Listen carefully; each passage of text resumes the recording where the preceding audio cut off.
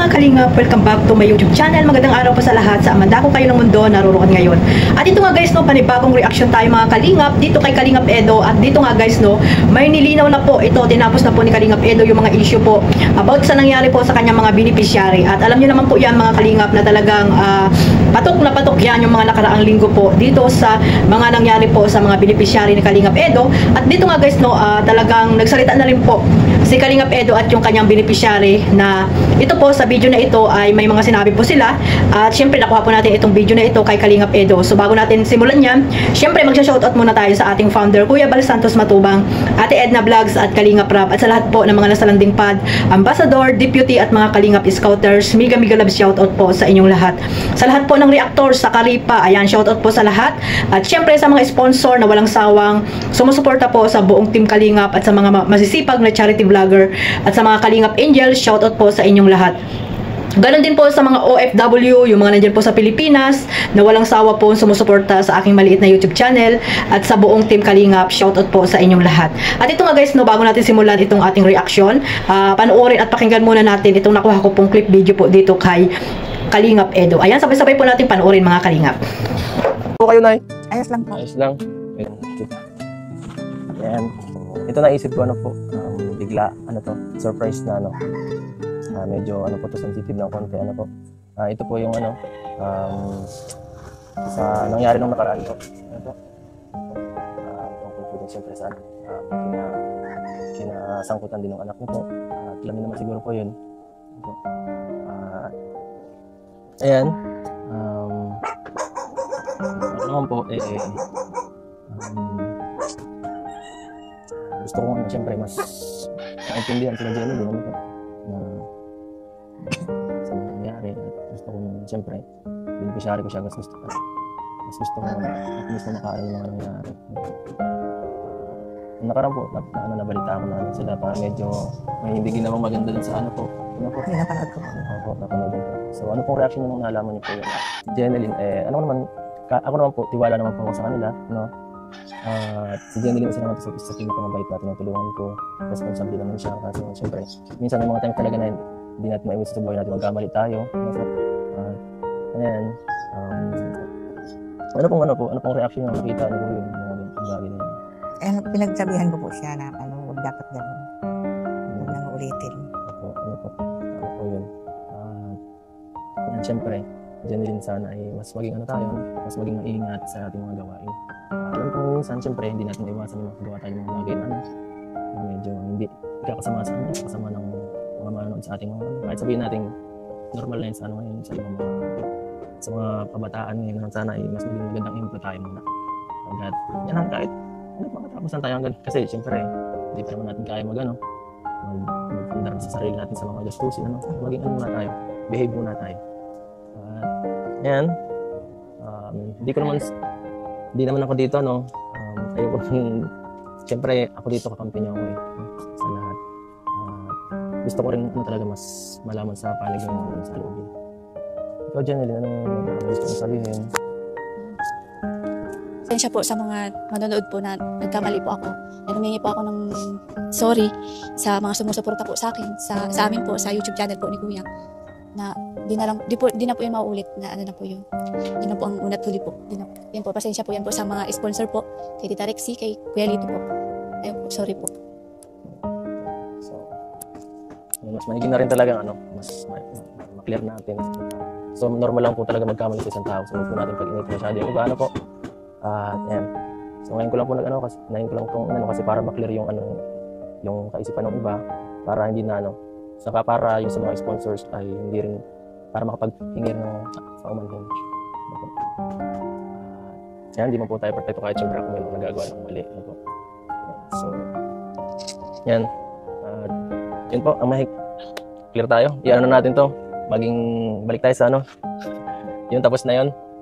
Balik na tayo sa ating mission kung yung pagtulong kay Jeneline at sa iba pa natin tinutulungan.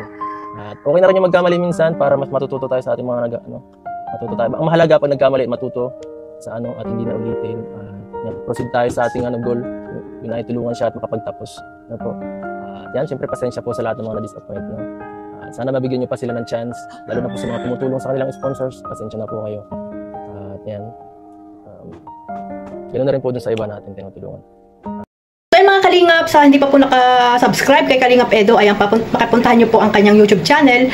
At alam naman natin si Kalingap Edo ay talagang focus po sa kanyang mga beneficiary at marami po siyang mga pinapag-aral ngayon, no mga kalingap. At ayun, may pabahay na rin siyang mga ginagawa at katapos nga lang ng ribbon cutting dito kay Nanay Rosa, mga kalingap, na talagang good vibes po, no, itong si Lola na ito na kahit napakalayo ng bahay ay talagang pinuntahan po ni Kalingap Edo para po ito ay mapabahayan, mga kalingap. At nakita niyo naman, no, na talagang solid po yung pabahay kasi napakaganda, parang sa pabahay po sa subdivision, napaka-cute, mga kalingap. At dito mga kalingap, credit po dito sa kay Kalingap Edo, no, sa nakuha ko pong clip video at napanood niyo naman na nakausap niya na po ang kanyang beneficiary na si Jeneline. At dito nga ng mga kalingap ay nagsorry po syempre sa mga supporters at lalo na po sa mga sponsor, di ba mga kalingap. At napakaganda po ng mga sinabi po dyan ni Jeneline na talagang bukal naman po sa puso niya na hindi niya na po gagawin yun. At syempre ginawa po yun ni Kalingap Edo para po maliwanagan po ang mga supporters na yung iba alam natin na hindi po makamove on dahil sa nangyaring hindi po tawag dito, hindi po inaasahan dito po sa mga batang ito, mga kalingap. Alam naman natin na syempre yun nga sinabi ni Kalingap Edo na may mga kabataan talaga na nagkakamali, di ba? Syempre alam natin yung mga kabataan ngayon ay iba na po rin yung mga ginagawa nila. Syempre pag nagkakasiyahan, nagkakayayaan ay hindi na nila alam kung ano ba yung tama at mali na gagawin, mga kalingap. Pero at least po na liwanagan po ang lahat, no, lalo na po yung supporters po ng EDSA na hindi na po ulitin kasi nga pag inulit pa nila yan, syempre gagawa na po ng action dyan si Kalingap Edo, di ba? At bigyan pa ng second chance, mga kalingap, dahil alam naman natin na itong mga batang ito ay napakababait at deserve na tulungan po ni Kalingap Edo at sana ay makapagtapos sila ng pag-aaral, di ba mga kalingap? Dahil po sa kanilang mga magulang na hindi naman sila kayang pag-aralin, mabuti nga nandiyan yung mga sponsor at si Kalingap Edo na talagang pinapag-aral po sila at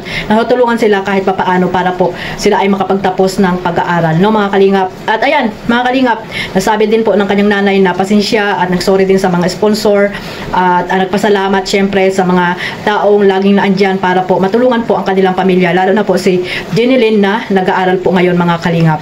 At ayan, no mga kalingap, at sana maliwanagan na po at hindi na po nila ulitin yan at alam naman natin na kung ulitin pa nila yan, syempre maapektuhan po si Beyonce kasi nga kasamahan po nila yan sa apartment, mga kalingap, no, na dapat natin protektahan, syempre nga Kalingap Angels, at alam natin na si Beyonce naman ay napakabait na bata, di ba? Kaya sana ay wag na lang gagawin para po maiwasan po ang mga issue, mga kalingap. Alam naman natin na lalo na po yung mga reactor na talagang nakamasid po iyan sa inyo, no, sa mga Facebook nyo, kung ano yung mga pinupost nyo dyan, di ba? Kaya iwasan din yung laging naka-expose, no, yung mga beneficiary, lalo na po rin yung mga beneficiary ni Kalingap Edo na laging naka-expose po sa Facebook at kung hindi naman maganda yung dapat i-post ay wag na pong ipopost, mga kalingap. So ayan mga kalingap, no, na-advise na rin po ni Kalingap Edo at alam naman natin na tuloy-tuloy ang pagtulong dito ni Kalingap Edo sa batang ito para po makapagtapos ng pag-aaral at makatulong sa kanyang mga magulang, mga kalingap, na alam naman natin na deserve talagang tulungan at ayun, makapagtapos nga po ng pag-aaral. So maraming salamat po sa mga sponsor, no, na sumusuporta po dito kay Kalingap Edo at mula noon hanggang ngayon ay hindi nyo po iniiwan at alam naman natin na si Kalingap Edo ay napakabait at talagang napaka-focus lang po sa kanyang mga beneficiary, mga kalingap, sa mga taong deserve na matulungan. So ayan mga kalingap, sana malinawan na po, lalo na po yung mga supporters po ng EDSA, no, at yung mga ini-issue kay Kalingap Edo, yung mga tawag dito, mga issue, mga hindi matapos-tapos na issue, mga basher ni Kalingap Edo na nagkukunwaring supporters ng EDSA, ayan, matulog na lang kayo, no, kung wala kayong magandang sinasabi kay Kalingap Edo, kay Beyonce, ay magsitulog na lang po kayo dahil kung talagang totoong supporters kayo ng EDSA ay magtiwala po kayo dito sa dalawa at hindi nyo po alam kung ano ba ang nangyayari dito, no, dahil wala naman po kayo doon sa diet at hindi nyo naman po sila nakikita, mga kalingap. So para hindi kayo ma-stress, ayan, no, gawing inspirasyon or gawing libangan, hindi pala inspirasyon, gawing libangan po ang pag-YouTube, mga kalingap, para po maiwasan po natin ang stress sa ating sarili. Marami na po tayong problema, no, lalo na sa Pilipinas, lalo na yung mga OFW. Wag na po ninyong i-stress yung mga napanood nyong mga love team or dito po sa Kalingap sa YouTube, no, kasi po tingnan nyo naman, dagdag pa yan ang stress natin, mga kalingap, dahil sa mga nangyayari po sa Pilipinas. Ipagdasal po natin, magdasal po tayo lagi at wag po tayong puro negative ang mga iniisip po natin, mga kalingap, kasi mahirap po na pati dito sa pag-YouTube ay pinoproblema pa natin, di ba? So ayan mga kalingap, sana po wag niyo pong kalimutang suportahan ang EDSA at more million views pa ang inyong maibahagi kay Kalingap Rab, no? Yung mga supporters po ng EDSA. Siyempre, ang YouTube channel ni Kalingap Edo, isama nyo na rin po sa inyong pagmamarathon. God bless po sa lahat at maraming salamat po sa walang sawang pagsuporta po sa aking maliit na YouTube channel. At siyempre mga Kalingap, huwag niyo rin pong kalimutan suportahan ang ating founder, Kuya Bal Santos Matubang. God bless us all. Mabuhay pang Team Kalingap. Bye-bye!